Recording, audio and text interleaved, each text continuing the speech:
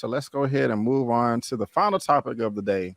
The main topic of the day. One of the main reasons our boy OneTakeBigDog wanted to resurrect today on this show. I'm so happy. And I mean, I know we all like comic books here. You know what I'm saying? And I know One Take, you like Marvel. It's cool. Yeah. But you know, your home is DC. Yeah, absolutely. Home is DC. Absolutely. And I don't blame you. And I think Larry is leaning more. Well, I don't know. I know you don't really like you. I mean, you complain about both of them, rightfully so. Rightfully so. But, you know, I'm not mad at you. Both. Yeah, I like them both, but you like them both. So I think it was Tuesday. This came out coming from the Hollywood Reporter. DC Slate unveiled new Batman, Supergirl movies, and a Green Lantern TV show, and more from James Gunn and Peter Safran. Here they go right here. I already have the video ready to play. I'm going to hit it now, and we're just going to break this down bit by bit. Let's go. I'm the co-CEO of DC Studios. So as many of you know, DC has been disconnected in film and television for a long time. And it's one of, our jobs, mine and Peter's, is to come in and make sure the DCU is connected in film, television, gaming, and animation. That the characters are consistent, played by the same actors, and it works within one story. And if something is outside of that, like Matt Reeves' Batman or Todd Phillips' Joker or Teen Titans Go, that it is clearly labeled as DC Elseworlds, outside of the mainstream DCU continuity. Now, Peter... Ooh, throwing people under the bus. You're muted, B. Oh, my fault. I want to ask y'all this right here, first of all. Talking about this elsewhere. So this is talking about, he just said the Batman, what's the dude's name, the actor? It's slipping my mind right now. Robert Pattinson? Yeah, Robert Pattinson. Okay, yeah, that's elsewhere. Also, the Joker is Elseworld as well. How do y'all feel if the Snyderverse was part of the Elseworld too? You think that could work? Because I think that would make everybody happy. It can't work. It can't work, even if it's Elseworld. No, those two entities can't exist. Just based on what DC fans is, because I kind of feel like once you do that, it becomes less about what the product is and more about picking a side. You know what I'm saying? Let's go see the Snyderverse stuff, and this right here, we ain't gonna watch none of this. So hey, this right here might fail. We want this to fail.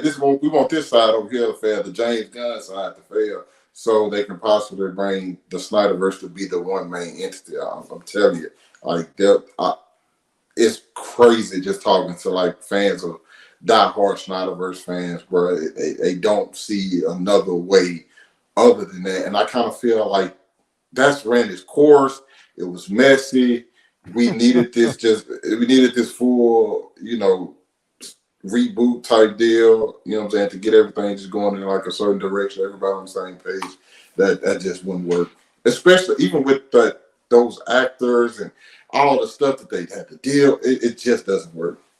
Okay, Larry, let me ask the same question. You're going to have the new DC universe ran by James Gunn and Peter Safran, but you already got the Elseworld. Do you think that the Snyderverse could exist in the Elseworld, or you would One Take? I think that the fact that they have an Elseworld just is telling us that this whole thing is going to fail all over again. Wow. I honestly believe they need to kill off the Elseworld, and they need to unify everything under one umbrella, and that's it. And otherwise, it becomes too confusing. It's too fragmented. People start, the resources are getting split up. Just have one world, and that's it. Kill off the Elseworld. You can bring people in from the Elseworld into the main world if you want to, but it's got to go. It just has to go. Okay. I like it. Let's keep going. And I have gotten pretty lucky in terms of the 4 projects that are coming out over the next year. First, we have Shazam! Fury of the Gods. Shazam has always been off kind of in his own part of the DCU, so he connects very well. That moves directly into The Flash, a fantastic movie that I really love that resets the entire DC universe. Then to move into Blue Beetle, a fantastic film about a kid who's a marvelous part of the DCU, and then into Aquaman 2, which leads directly into our next few projects, which I'm going to tell you about now. So Peter and I, along with a group of very talented writers, have started to map out an 8 to 10 year plan of what DC Studios will be in film, television, and gaming. This first chapter is called Gods and Monsters. Now this, what I'm about to tell you, is a part of the first chapter. It's not the entire first chapter. The first project is Creature Commandos. Creature Commandos is an animated series. I've written all the episodes. Something we're going to do that's a little bit different at DC is we're going to have characters move into animation, out of animation, usually having the same actor play their voice as who plays them in live action. The next... Larry, how you feeling about that right there? These Creature Commandos. I don't know who they are. A 7-episode animated series. He said he wrote them all. Does this excite you, man? How you feeling about it? Whoa, that makes me really nervous. I'll be honest with you, man, because DC has always had really good animated stuff. And I'm afraid if you start bringing in the people that handle the live action stuff into animation, that they're just going to screw it all up, that they're just going to monkey wrench that whole thing up. And I don't want to see that happen. I mean, the animation stuff has been sort of their DC saving grace. And, but I mean, I do like the idea if that... See, this is what I mean. It seems to me like on one end, they're trying to keep everything together, but then this whole else universe or whatever they're calling it, Elseworld, that's what they should do. They should have it where you have all of this that is the live action that goes over to animation, goes back to live action. That should be the same, and they should do the same thing. I know some people say it'd be copying Marvel, but they should do the same thing in some respects where you have a series that leads into more of the movies like they're doing with Peacemaker. Do more of that. Just get rid of all the other crap. To clarify, this is going to be part of the new main universe. I think the only thing right now that is considered Elseworld is the Robert Pattinson Batman and the get rid of it. And the Joker. That's what the only. What about the Flash series? There's no Flash series. That's done. Yeah, all the only show they have left is Superman and Lois. Every other DC show is finishing up. The Flash is finishing up. Stargirl, Doom Patrol, Tait, all those shows are. This is the last season of Doom Patrol too. Yeah, everything. Yeah. All that is done. All that's done. All right, cool. We'll get all that done, and then just bring them all under one umbrella. I like the idea of this because I like DC animated stuff. I feel like there's some stuff that you can do in animation that you can't do with live action, and I'm there for it. I just hope they don't screw it up. One sec, where you at? Yeah.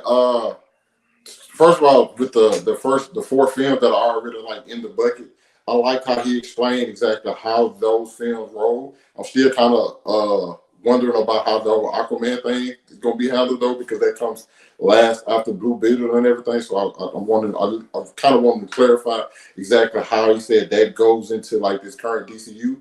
But as far as like animation into live action, I love that idea because it's not something I think we've seen before. Of course, we have, like, even in Marvel, you have a couple of actors come back and voice the characters that they played in the live action series. But these seems like it's kind of, the people who you hear in the voice of these characters, those are the people you're gonna see once you see them on live action. I really like that idea, and I personally don't know literally anything about these characters whatsoever, but that's one thing James Gunn has been really good at doing. He's been really good at taking, like, lesser known characters and put them in the forefront and having people fall in love with them. And so I don't expect anything different from this, considering one is DC animation and two is James Gunn. That's what he's been able to do. So yeah, all of it works for me. Yeah, I'm with you. If this was just announced without James Gunn, I wouldn't care, because I don't know anything about these characters. They don't interest me. I like his rebooted Suicide Squad. Weasel was an interesting character. I think this is the same thing right here. He scares me. Mm-hmm. But the only reason I'm interested in this is because I know James Gunn is writing it. He's, like he said it right here, he wrote the 7 episodes. And so if he's going to put the same energy that he put into Peacemaker and the new Suicide Squad, I'm down for that right there. So I can definitely take that.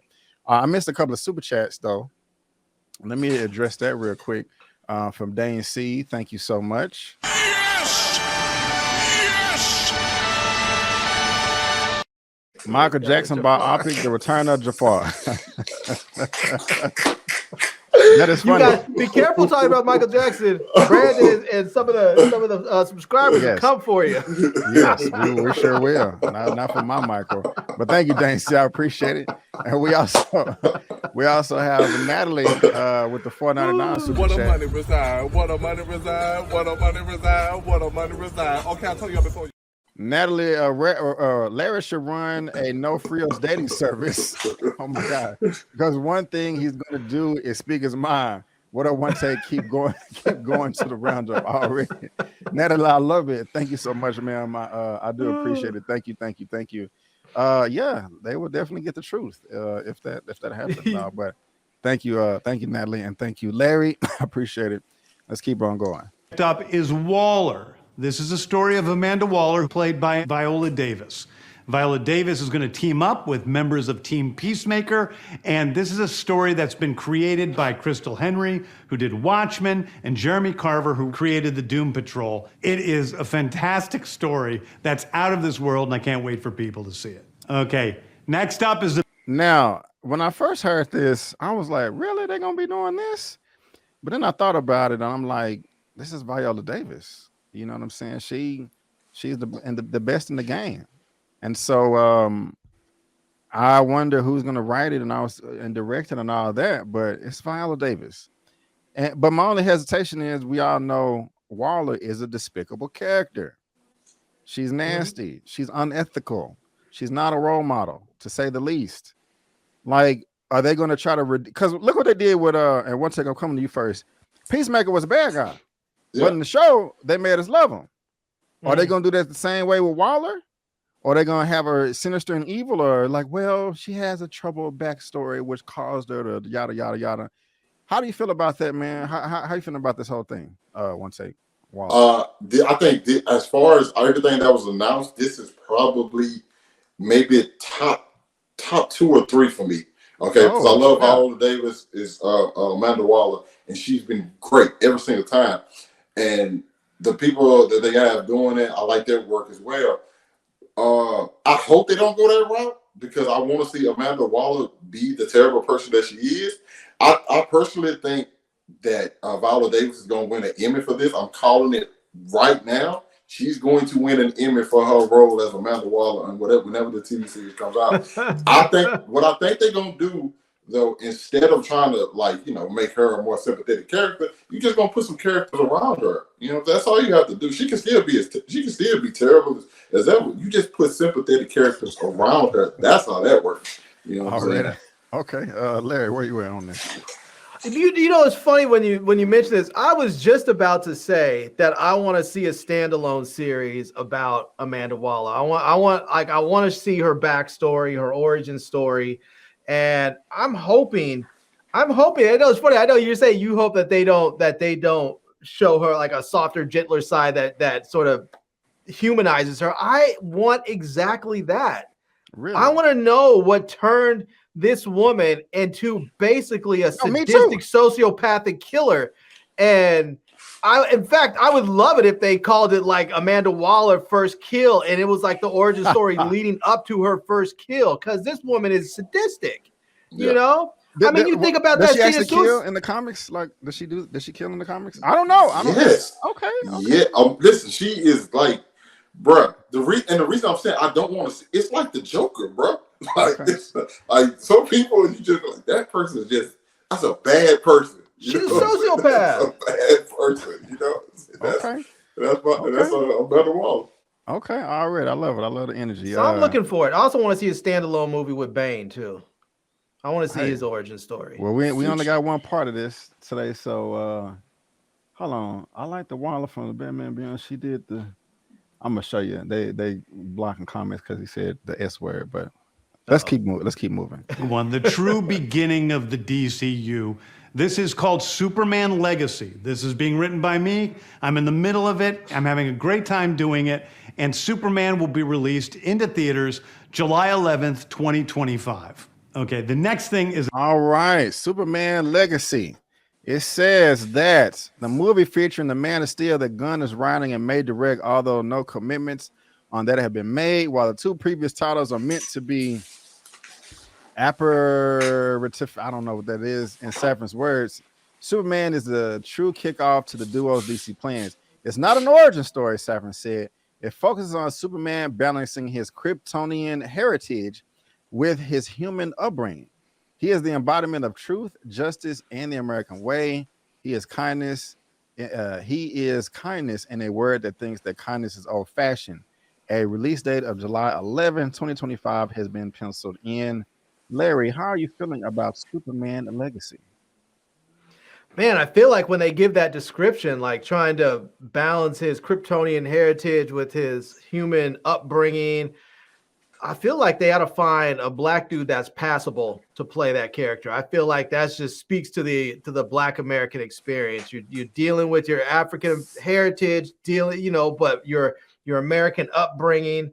I feel like that would just be, there would be all kinds of fun stuff to play with that in there. So I don't know, maybe find Wentworth Miller or something, but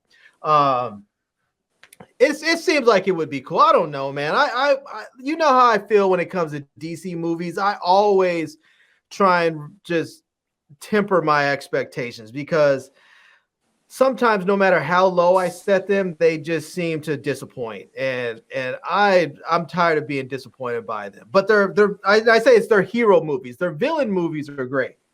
So now to piggyback off what you're saying, I know you're not really feeling the Elseworld. I don't know if it's in this article, and help me out one sec because of course I'm coming to you next. I think they also said that part of the Elseworld, and I forgot to mention this earlier, that they're still gonna have the Black Superman movie by produced by Michael B. Jordan? Either him or Ta-Nehisi Coates. Well, Ta-Nehisi Coates is writing for Superman right now. He said that he was just on I think he was on MSNBC or something, and he said it, and then he was like, "Oh, I don't know if I was supposed to say that." and then they asked him about it again. He was like, "Well, I already said it, but I'm not sure if I'm supposed to say it." But he was like, "Yeah, I'm working on a Superman thing right now." So okay. One sec, how you feeling about Superman Legacy? James Gunn has been able to take characters, like I said, that a lot of people know and make people love them. He's been able to take characters who are looked at as horrible people and make people love them. This is a character that's beloved by many people, and you just basically saying, "Hey, just do what you do with everybody else with this." To me, that's like a match made in heaven. It's easy work for him, and I really hope he directs it as well. I'm not the biggest Superman fan. I've kind of like changed my tune a little bit over the past couple of years because I've seen like some very good iterations of the character, especially on like Superman and Lois and some of the comics that I've read. But James Gunn at the helm with this, and I think it's time we finally. I didn't need another origin story, so right. I think it's time we get to see like that gentle, kind-hearted Superman. I'm not saying that Henry Cavill wasn't there. I just think we got to see that displayed as much as we probably would have wanted to see. But bringing up and starting with this, one of the the mainstays of DC being Superman, this works, especially with James Gunn writing. I think it's just like a match made in heaven. Already, I want to see black suit Superman. I'm with this too. I mean, I want to see it. It needs to happen. This is the first full-length feature in the new DC universe. I think it should start with Superman. I would not be mad if we got an origin story again, just a different version. But he said we're not getting that, and we're getting this Kryptonian thing. I'm fine with that. It's different, and I think it'll appeal to a larger crowd. Superman is not my favorite either, but I don't have nothing against him. He can't be Goku. I just want to make that known as well. But yeah, I mean, it's cool. I wish Henry Cavill will come back, but I doubt they don't want him though. They don't want him though, right? Man, I'm gonna talk about that towards the end. But before we move on, we got 117 people watching right now. Thank you so much, guys. We only have 86 thumbs up though. Can we get at least 100 thumbs up before we move on? Well, I'm not gonna hold you guys, but the more the thumbs up, the better. Larry, what was you gonna say? Did he say anything about Wonder Woman and what's going on with that? We're gonna get there, sir. Okay, we haven't finished the video. All right, my bad. All right, let's see what's next. Premiere HBO television series called Lantern. Television Live. Okay, the next thing is a big premiere HBO television series called Lanterns. This is a story of a couple of Green Lanterns, John Stewart and Hal Jordan, and we have a few other lanterns peppered in there, but this is really a terrestrial-based TV show, which is almost like True Detective with a couple of Green Lanterns who are space cops watching over Precinct Earth. In it, they discover a terrifying mystery that ties into our larger story of the DCU. Next is a big... Yes, hell mother effing yes. Now, when we get to the end of this, I'm gonna ask y'all, what is your top 2, top 3 most excited projects in this whole Gods and Monsters Part 1 announcement? But I will be saying this now. Lanterns is up there for me. Top 1, top 2. Oh my God, I cannot wait. What does it say right here? Lanterns. Greg Berlanti's Long and the Worst Green Lantern TV series has been scrapped, and Gunn and Safran have parted ways with the longtime DC series steward. In its place will be a new take on the space cops with power rings. Our vision is for this is very much in the vein of a True Detective, Safran described. It's terrestrial based. It will feature a prominent Lanterns heroes Hal Jordan and John Stewart, and is one of the most important shows they have in development. This plays a really big role in leading in the main story we are telling across film and TV. Like I said, I feel like this is the best of both worlds because we get Hal Jordan. So, because it's split down the middle with Green. Some people want Hal Jordan, some people want John Stewart for obvious reasons. You know, not just because the characters, one's white, one's black. You know, that's fine. So you get the best of both worlds. Green. It's a TV series. I want them to put as much energy in this as they do, like Game of Thrones or House of Dragons or The Last of Us. I think that'll be great. One take, I'm coming to you first. I'm also thinking of the DC animated movie Green Lantern Emerald Knights. I love that animated film. It's one of my favorites. All the short stories of how just different factions across the universe and the galaxy, and how the Green Lantern started. I don't care where. I just want to see this, man. Like the sky's the limit, and for them to say like they have a discovery which will lead to the bigger DC universe, like I'm all over this. Like I am excited. Not only do I want to see TV shows, I want to see movies too. But this is music to my ears right now. You know what I'm saying? One take, how you feeling about this Lantern TV show? Yeah, I echo everything you pretty much said just then, because I've been waiting for this series for a while. At one moment, you thought you were going to get Kyle Rayner. At one moment, you thought it was going to be John Stewart. But the fact that my 2 favorite Lanterns are John Stewart and Hal Jordan. So you get both of those in the TV series, which I think works the best because I think you got time to like really go over like the Green Lantern Corps and everything. And I'm not the biggest fan of cops, but like the Green Lanterns, yeah, bro. I'm just being honest, bro. The Green Lanterns are awesome, bro. I've read some really. I've seen some good movies, but I've read some really great Green Lantern comics. Okay, he might not necessarily be one of my favorite DC heroes, but some of the comics and storylines that they have with the Green Lantern are just top tier, best work. You know what I'm saying? You're gonna read in the comic. So having John Stewart and Hal Jordan in a True Detective type style, bro. I keep saying like it's a match made in heaven. I know it's getting redundant, but bro, it really is. Like it just really works for what's going forward, and the overall, whatever the mystery is or whatever they find out, connecting to like the overall, big story of the DCU, it works that they're the people to find it out, because they're obviously Batman's world greatest detective, but that's in Gotham. That's where that's his home base. They're protecting like the Earth in this whole entire section. So for them to find out what's going on, that's going to affect everybody. It just makes sense for them to be the ones to find everything out. Like I'm telling you, it's going to be a hit. I'm ready. I'm ready to see who they gonna cast. Yeah, I love it. Larry, how you feeling about the Lantern TV show? I'll just say ditto. Because I mean, who's not looking forward to that? Yeah, you know. Okay. I mean, who's not? I love it. Okay, well, short and sweet. I love it. I want to know if they're gonna start selling real rings that you could buy. Man, man. Not the plastic joints you get out the Cracker Jack box. I want the real joint. Yeah. We can use those. Okay. Well, we are knocking that one out the park, home run. I think that's the most. We all are very excited about that. Next one, let's go. We called The Authority. larger story of the DCU. Next is a big movie called The Authority. The Authority is a passion project of mine. It's based on the marvelous Wildstorm characters we are now bringing into the DCU and will interact with all of our primary DCU characters. The Authority are a group of superheroes who think the world is broken and they want to fix it by any means necessary. I think it's a very different look at superheroes. We're doing a television series called Paradise Lost. All right. I don't know nothing about The Authority. I'm gonna come to you first this time, Larry.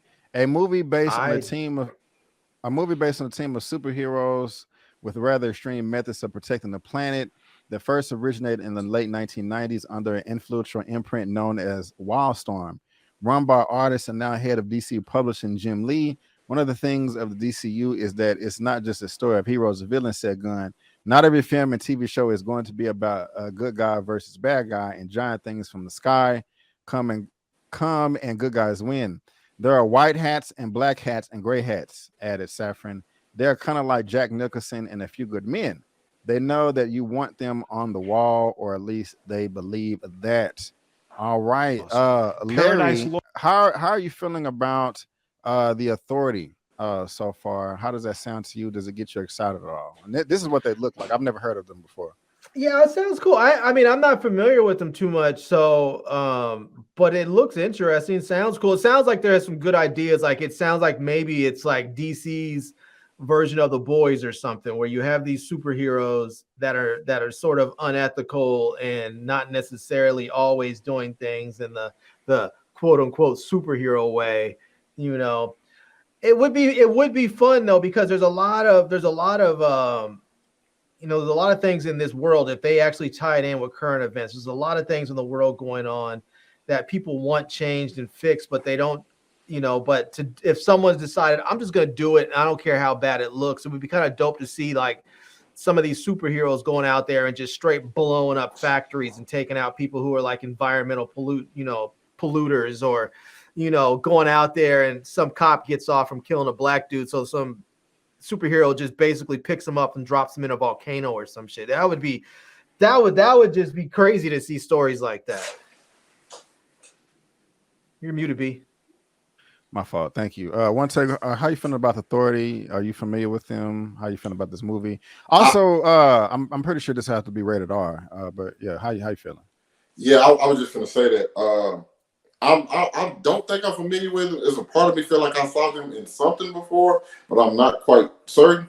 But yeah, I like the gray area. You know what I'm saying? I love the gray, when people like go into this gray area of like, hey, what's right and what's wrong about being a hero? Like, how far can you go when it comes down to protecting people, or what I'm saying, looking out for the world? And it's just like, hey, it seems like a group of people just like, man, hey man, I'm tired of all this stuff that's going on. Y'all want to do something about it? We got superpowers. It's like, hey, you're probably going to tell us what to do. All right, cool, let's go do it. You know what I'm saying? And a lot of it's going to look bad, but at the same time, it's like, were the results worth it? You know what I'm saying? So I think that whole concept to me works. And like Larry said, it kind of do give me like a feeling of The Boys, except that I feel like these people are actually trying to do good. I kind of feel like the heroes and The Boys are only doing it for fortune and fame, and they're just at their core terrible people. I got you. How I feel about it, I mean, they look cool. I like this character over here, look like Archangel to the left. Yeah. But they look like a Captain Britain or something. This in the bottom right, this woman here with the blonde. Look like Nightcrawler up there with the black. I don't know. I mean, hey, if sure, why not? If it's badass, if it's good, I didn't know nothing about Invincible. First episode I saw, I fell in love. So hopefully, this could be the same thing. So there you go, The Authority. But Larry, this next one here is something that you was asking about. But let's see what they're talking about. Very different look at superheroes. We're doing a television series called Paradise Lost. Paradise Lost is a story of Paradise Island, usually known as Themyscira, which is the birthplace of Wonder Woman. It's almost like Game of Thrones with Westeros, but with all of the inhabitants of Paradise Island. The introduction of the DCU's Batman is the brave. So, let that play a little longer. Larry, there you go right there. You was asking about Wonder Woman. It's here we are, Paradise Lost. The duo described this HBO Max series as a Game of Thrones style drama set on the all-female island that is Wonder Woman's birthplace. The Mascara, filled with political intrigue and scheming between power players. It takes place before the events of, the Wonder Woman film. So it is a prequel. It is a prequel. Larry, how are you feeling about this Paradise Lost? That sounds dope. I'm loving it. The only thing that's a little disappointing because it's a prequel, we're likely not going to get Nubia, since we know that her and Wonder Woman were basically created at the same time. So, okay. I mean, but I'm still looking forward. I'm still looking forward to it. There does seem to be a lot of men getting slaughtered up in that piece, so I hope any women don't get any ideas. But yeah, he got a sword to the neck. You know? Yeah, that looks painful, and she is. It does. Yeah, okay. They are getting taxed. So. Yeah. You should have proposed. No. One take. How are you? You said you love me. One take. How are you feeling about Paradise Lost, man? I like it. I didn't know it was going exactly when it was going to take place. So that's one thing about it. The way the other shows that they use to describe what they plan on doing with that, I think that kind of like gets me really on board because it's like, well, Westeros type feel, like as far as the politics, and I never, no matter how many Wonder Woman comics or stories I've watched or read, they never just fully really get into like the political aspect of that island because I know there has to be a lot. You know what I'm saying? Everybody's not agreeing on everything, but that's kind of how it's been portrayed for so long. But there's this going off of a bit. I can't quite remember exactly who it is, but there was a group of Amazons that didn't quite agree what was going on with Themyscira, so they left and started their own island of warriors. And one of the because I know one of them, her name is Artemis, and she like teams up with like Red Hood later on in the future. So I'm kind of wondering, is this going to be like where that starts off at? Where you have a couple people disagreeing, and then you have a couple of Amazons maybe fight, and you know they then become separated. Then some of them leave and go off because the group that went and left off was a little bit more active than the women on Themyscira, and like they were more involved in the world and whatnot. So I'm kind of wondering, is that what this going to lead to? Interesting. I bet you all that fighting started off because one of them let Ezra Miller on the island. Funny. They ain't seen another $2 super chat. Thank you. Yes! Appreciate it. Paradise Lost, Xena Warrior, Princess. Yeah. Well, I know you used to watch that back in the day, right? I did watch Xena. You did or didn't? I did. Want to take you too? Yeah, the Xena series was better than a Hercules series for sure. All right. That's hard. Let's keep going.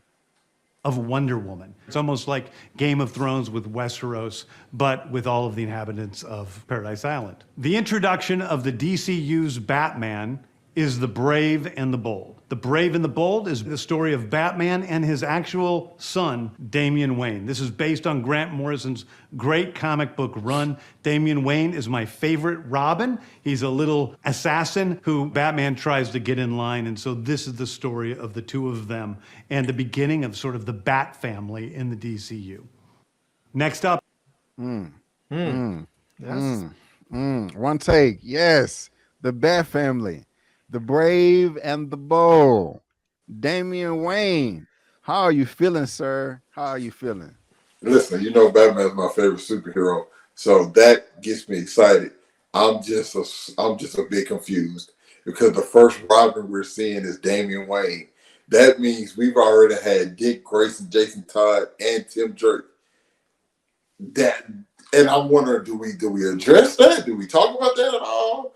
Are we gonna talk about Ra's al Ghul? Because we know like Damian was off with his mother Talia before coming with him, and then like Deathstroke was involved. There is a lot to be had, or unless you're gonna be like, okay, we're not really focusing on any of that, we're just gonna focus on the story of this man with his this new, well, I ain't gonna say new son, but like his son just came into his life, who built up a lot of habits from his grandfather of being an assassin and how you control that. A kid who knows like to kill and how to kill and is very skilled in it, and your whole method revolves around not killing people. So I think the concept is great. I just need to know a little bit more of the details surrounding it.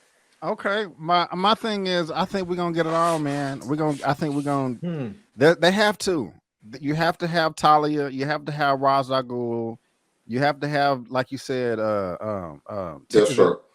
Yeah, Deathstroke. No, did you say Deathstroke? Yeah. Okay. Dick, Jason, Tim, all of them. Batgirl, Batwoman. It maybe even the black Batman that was in a robot suit or whatever. You know what I'm saying? I forgot his name. Even if there will be established characters. You know. Okay. I'm with it. I'm with it. I'm 1,000%. That'll be crazy. Who's gonna be Batman though? That's Ben Affleck. Larry, yeah, come to you, Larry. How you feeling? Who's gonna be Batman? Ben Affleck. Oh, he's coming back? No, I'm hoping. I'm wishing. I'm down for it. I love Ben Affleck as Batman. He was probably my favorite Batman. Thank you, Jim. Yeah, he's probably my favorite Batman. So how you excited about this? How you feeling? Yeah, I'm cool with this. I'm not as excited as I think you guys are, but I'm still excited for it. I'm going to see it. I will say this, that of all the DC superhero movies that they have messed up Batman movies less. So they have not been perfect, but they have had actually some decent ones. So I'm not just gonna poo-poo them automatically. No poo-poo. Okay, that's cool. No poo-poo. That's right, no poo-poo. Let's keep going. This is the story of the two of them and the beginning of sort of the Bat family in the DCU. Next up is a TV series called Booster Gold. Booster Gold is one of comics' really popular cult heroes. He is a fascinating guy. He's a loser from the future who uses future technology to come back to present day and become a superhero so that people will love him. It is basically the superhero story of imposter syndrome on an HBO Max series. One of my favorite. All right, Larry. I'm not too familiar with this character, but he just said Booster Gold. Lesser known character, created in '86. It's about, like he said, a loser from the future who uses basic future technology to come back to try to be a superhero. Imposter syndrome. That's just kind of funny. There's like, yeah, he's a loser. And before I get your comments, I want to thank Claire Coleman for the $4.99 super chat. Thank you.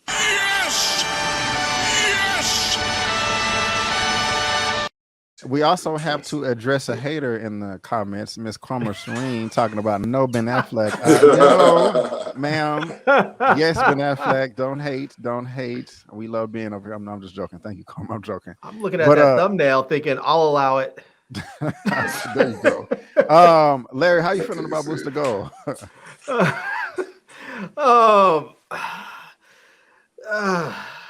Man. I don't know, technology man. It seems like into the Flash. It seems like something Donald Trump would do. You know, what in the world? It's like if he had access to the technology, he'd go back. I'm gonna go back and become the president they all love. You know, I don't know, man. It could be funny. It depends on how they do it. When I saw the goofy smile and all, it looks like it's gonna be just sort of slapstick and that's cool. It depends. I mean, I don't know. Is this going to be an animated joint or is it going to be live action? No, it's live action. It's live action. It could be fun. I mean, it could be fun. So I don't know. Okay. Where you at, one time? Maybe they get an Army Hammer play, dude. Bro, I love this. Like Booster. Like he's not one of my favorite characters, but I like the story of Booster Gold. Okay, just think about it for a second. You can go. Take yourself. You can go back in time with all the knowledge that you know right now. Mm-hmm. But do you know how popular? Do you know how on you would be? Yeah. He's from the future. He's from the future. Just picture somebody coming from the future with all the technology that they have. But I'm gonna be a superhero. I'm gonna be a star. Everybody gonna like me, bro. I get all the girls. I get all the attention. Yeah. Bro, it's like the broke dude who got money. You know what I'm saying? Like, I get everything I've always wanted. I love the thought of a Booster Gold series. He gonna be fumbling around, not knowing what he's doing at times. Oh, saying you already familiar with him, but like okay. And like him and Blue Beetle are like this, like best friends, like not the Blue Beetle that we're getting, He was actually best friends with like the older Blue Beetle, but I'm pretty sure they still gonna tie those two in some kind of way. Dude, I am ready for this. Like, bro, it is going to be so good and probably so funny just seeing him fumbling and just, oh man, I love it. I absolutely love it. Nice. I love it too. Let's see what we got next. So that people will love him. It is basically the superhero story of imposter syndrome on an HBO Max series. One of my favorite comic book series from last year was Tom King's run on Supergirl, Woman of Tomorrow. And so we're going to turn that into a big science fiction epic film. Now, Superman is a guy who was sent to Earth and raised by loving parents, whereas Supergirl in this story, she is a character who was raised on a chunk of Krypton. She watched everybody around her perish in some terrible way. So she's a much more jaded character. And that brings me to... All right. Damn, I'm jumping the gun here. All right. One take. When I hear Supergirl, the first thing that comes to mind is Superman, Batman, Apocalypse. That's DC animated film. Because, you know, I'm more in the animated movies and the comics myself. And that's kind of where I learned a lot. That was one of the better DC films. I think came out in 2010. How you feeling about this? Supergirl, World of Tomorrow says it takes place from the recent Tom King. We would see the difference between Superman, who was sent to Earth and raised by loving parents from time he was an infant, versus Supergirl, raised on a rock, a chip off of kryptonite, and who watched everyone around her die and be killed in a terrible ways for the first 14 years of her life. Then she comes to Earth. She is much more hardcore and not the Supergirl we're used to. Oh my goodness. One take. How you feeling about that? That's so much better than a lot of the stuff. I hate this. Don't get me wrong.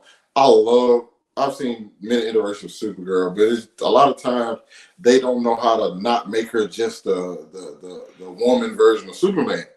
Yeah. No. And I haven't read this run yet. I ordered it the other day before they all sold out. I want to see. I like tragic characters, and somebody growing up having to constantly see the people around them go.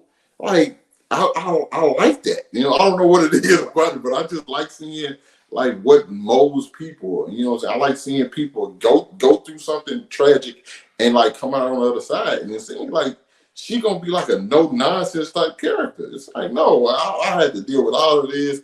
No, Clark, I wasn't raised on a farm with a loving parents and no, I went through a lot and now I'm here, so I'm not putting up with a lot of the BS that these humans be doing. I'm taking people out like that.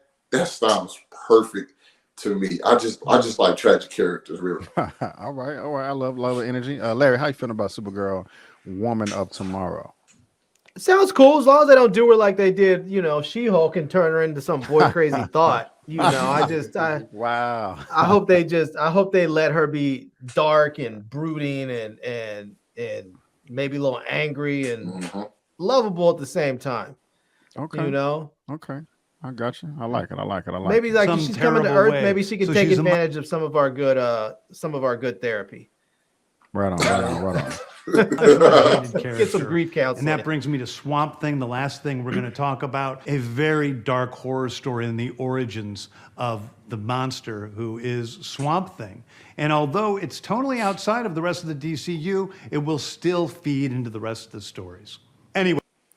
Larry, Swamp Thing, character you are into? Are you excited about that? Something dark, a little horror? You know, it's completely different from Supergirl. How you feeling? It could be cool. I don't know much about Swamp Thing, but it sounds like it might be kind of interesting. You know, I'm curious to see how they're going to tie it into the rest of the DCU. So it'll be fun to watch, I'm sure.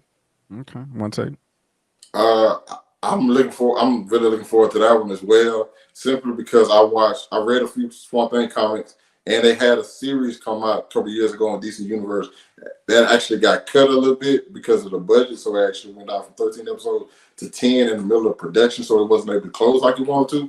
But as far as like the horror elements of Swamp Thing, they really worked. And I actually thought that show was really, really good and it's underrated. A lot of people don't talk about it enough. But like, yeah, I think Swamp Thing is a very interesting character. And I've always wanted to see that horror, you know, that aspect of Swamp Thing brought into like the world. So I like that they're going to do that while still connecting it with the big DCU. Already. Yeah, I'm cool with it too. I like that he said horror.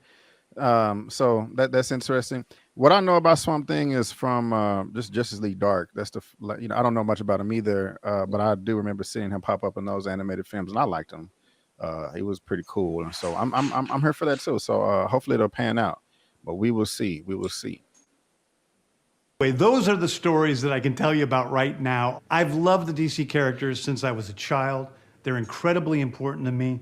I knew that this was a once-in-a-lifetime opportunity to do something very different. One of the things that's very important for me in all of these movies and TV series is that the director's vision and the vision of the writers and all of the creators is unique and something special. Storytelling is always king. That's all that matters to us. And I want to be true to those stories. I want to be true to you guys and really give you something different than you've ever seen before. Anyway, thank you, everybody. I appreciate you watching. I hope this was exciting for you because it's really exciting for me. And I can't wait to start to dive into these stories with you guys on this grand adventure. Thank you so much. All right, there we go right there. That is the announcement. One take out of everything that we went over. We got Creature Commandos, Waller, Superman, Lanterns, The Authority, Paradise Lost, The Brave of the Bold, Booster Gold, Supergirl, and Swamp Thing. What are your top 2, top 3 that you're most looking forward to? Waller for sure, Booster Gold, and I would say the Lantern. I would say those are my 3. And then it's crazy because there was 3 series, but and Superman right out there on the outside of their top 3. Okay, Larry, where you at? What are your top 2, top 3 that you're most looking forward to? Probably my top 2 would probably Waller and the Lanterns. I want to see those 2. Okay. Yeah. If you had to pick a third, if I had to pick a third, I'd probably go with like Creature Command, something like that. So. Okay. Yeah. I myself am looking forward to Lanterns, The Brave and the Bold, and I'm trying to make a quick list real quick so I can have it up. But hold on. Let's see here. Brave and the Bold, Lanterns. I'm gonna say maybe the Superman movie. Gets me most excited. And so, yeah. Well, guys, let us know, what are you looking forward to the most in this DC Slate Chapter 1 from James Gunn and Peter Safran, titled Gods and Monsters. Remember, this is only Chapter 1, and he said himself that this is only part of Chapter 1. And so we haven't even know what the rest of Chapter 1 is, and I'm dying to know. I'm pretty sure you are too. What's up? Did he say if Peacemaker was safe? Are they coming back? I think so. Yeah, Waller's gonna take place in between Peacemaker season 1 and 2. Okay. Thank you. And I had 2 more articles, but we run out of time. I'm just gonna read the title real quick. DC Studios announcements cause Supergirl, Booster Gold, and more to sell out. So it sounds like some people are excited about this. This is from CBR.com, but also we got some people upset about this. James Gunn reportedly upsets Warner Brothers executives with the recent DC comments. So in his announcements this week, he was just coming out like, yeah, the previous leadership sucked, basically.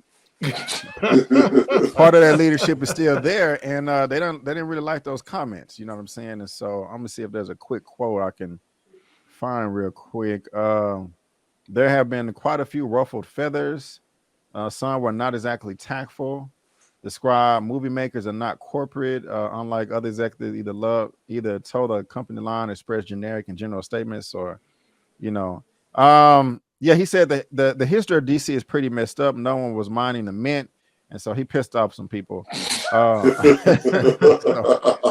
So if you want to, if you want to, also, it was also some commentary where he was like, the Batgirl movie was just not releasable. It would have hurt the studio. So that's pretty harsh as well. I don't think he said that, though. I think somebody else said that. If I'm not mistaken, somebody else said that. Okay. Oh, was that bad, huh? Yeah.